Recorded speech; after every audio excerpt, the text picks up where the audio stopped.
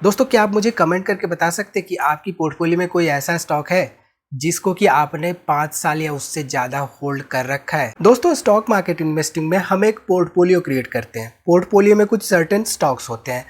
अब जब पोर्टफोलियो हम क्रिएट करते हैं तो कुछ समय के बाद हमारी एक्सपेक्टेशन ये होती है कि पोर्टफोलियो एटलीस्ट ग्रीन में रहे, लेकिन जैसे कुछ उसमें गिरावट होती है, पोर्टफोलियो लाल की तरफ होने लगती है, हम पैनिक में आते हैं। स्टॉक मार्केट में दो तरह के इन्वेस्टर्स होते हैं, पेशेंट इन्वेस्टर और impatient investor. Stock market is actually a place where the money flows from impatient investor to the patient investor. With portfolio 50% down mindset, क्या जनरेशनल वेल्थ क्रिएट करना possible है?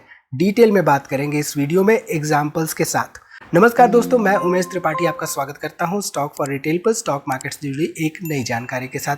तो जब भी हम जनरेशनल वेल्थ की बात करते हैं तो जनरेशनल वेल्थ का मतलब होता है कि जो हम अपने आने वाले जनरेशन्स को पास ऑन कर सके। अब आने वाली जनरेशन्स को पास ऑन कर सके का मतलब ये नहीं कि हमने किसी भी स्टॉक में इन्वेस्टमेंट किया, वो 15% डाउन हो गया अगले 6 महीने में और हम जनरेशन के बारे में भूल जाए और उसको सेल कर दें।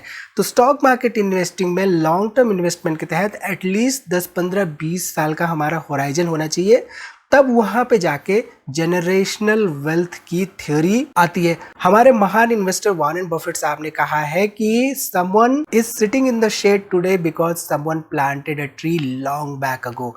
तो स्टॉक मार्केट भी हमारा एक लॉन्ग टर्म का प्लान होना चाहिए, ना कि कुछ समय के लिए।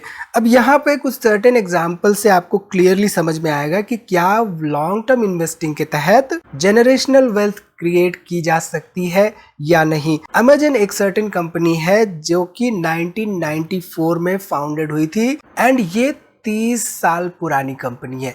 इससे भी ज़्यादा पुरानी कंपनियां हैं, 100 से भी ज़्यादा साल की पुरानी कंपनियां भारत में हैं और उनमें से बहुत सारी कंपनियां लिस्टेड हैं।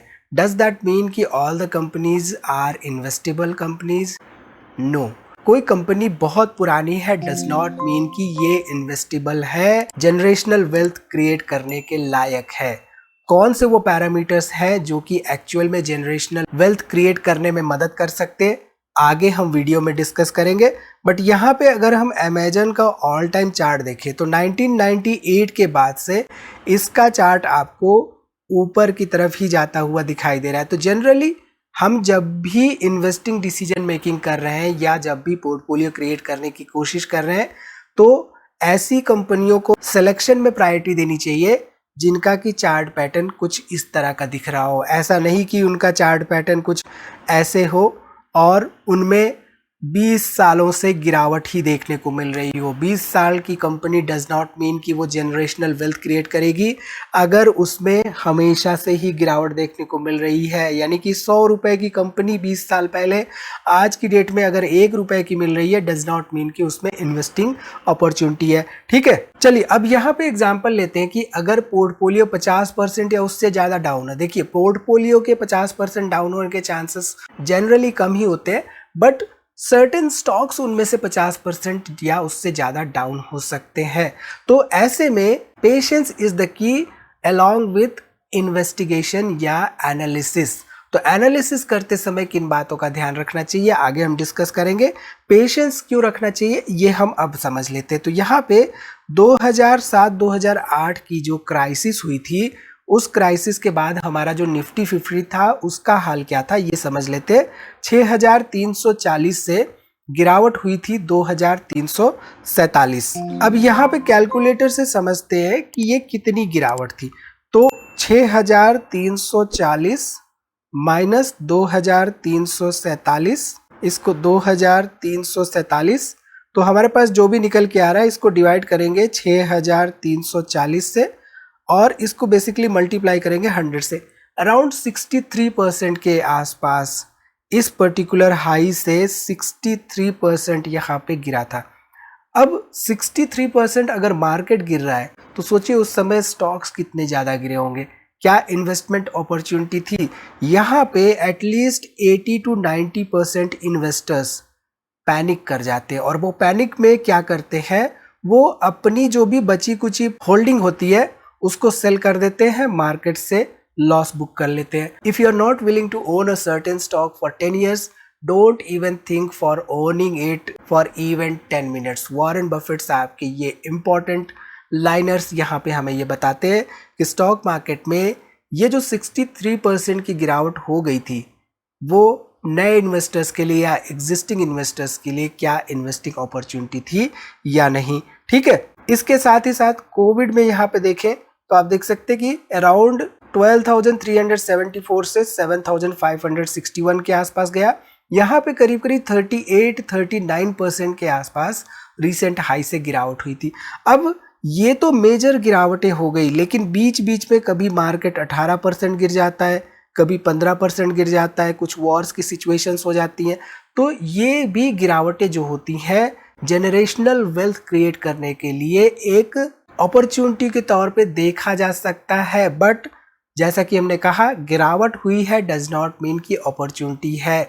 तो ऑड्स को हमारे फेवर में करने के लिए कुछ सर्टेन पैरामीटर्स हमें समझने होते हैं और बेस्ड ऑन दैट हमें इन्वेस्टमेंट डिसीजन मेकिंग करना होता है।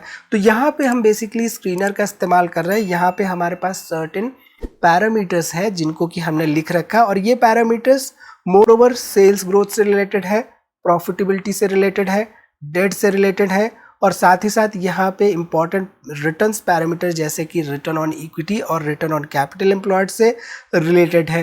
ठीक, तो यहाँ पे आप ध्यान दीजिए, तो हमने लिया है सेल्स ग्रोथ 7 ईयर्स का 8% या मोर, प्रॉफिट ग्रोथ 7 ईयर्स का 8% या मोर, डेट यहाँ पे 7 साल पहले 1000 करोड़ से कम रहा हो कंपनी का और डेट टू इक्विटी करेंटली 1 या उससे कम हो। 1 से कम डेट टू इक्विटी मीन्स कि कंपनी के पास डेट का प्रेशर कम है। जनरली कंपनियों के पास डेट का प्रेशर कम होता है तो कंपनियां अपने ग्रोथ पे फोकस करती है आने वाले समय के लिए। ठीक, यहाँ पे एवरेज रिटर्न ऑन इक्विटी 7 सालों का हम एक्सपेक्ट कर रहे हैं 15%, average return on capital employed हम यहाँ पे एक्सपेक्ट कर रहे हैं 15% या उससे ज़्यादा। रिटर्न ऑन इक्विटी पिछले 10 सालों का हम एक्सपेक्ट कर रहे हैं कि 15% या उससे ज़्यादा हो। तो यहाँ पे हमारा जो टाइम होराइजन है 7 ईयर्स टू 10 ईयर्स का है। 10 ईयर्स का क्यों है? क्योंकि हमने यहाँ रिटर्न ऑन इक्विटी भी पैरामीटर ले लिया है जिससे कि ऐसी कंपनियां हमें मिल रही हैं जो कि 10 साल या उससे ज़्यादा रही हो पास्ट में।